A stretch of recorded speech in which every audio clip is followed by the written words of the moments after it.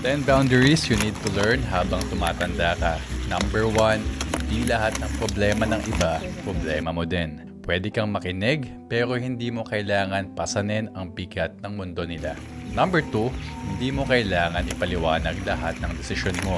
You are not obligated to explain yourself sa mga taong hindi nakakaintindi ng pinagdaanan mo. Number 3, learn how to say no. Walang masama kung hindi ka sumama o sumagot.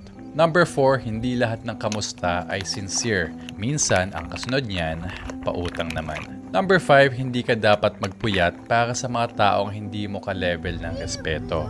Respect is a two-way. Respect is not one way. Dapat mutual yan. Number 6, you are not supposed to be available 24/7. Hindi ka emergency hotline. Number 7, hindi lahat ng issue o away dapat pinapatulan. Don't waste your energy sa mga drama na wala namang sense. Number 8, ito medyo mabigat. Family or not, hindi mo kailangan tiisin kung toxic na.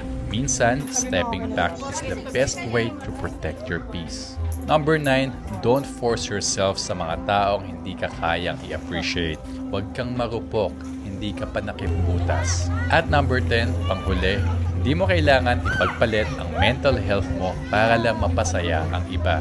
Always remember, ang boundaries ay hindi pader na nagtutulak palayo. This is how you protect your peace, your self-respect, and your well-being. At habang tumatanda ka, mas lalo mong maiintindihan, hindi selfish ang magmahal sa sarili.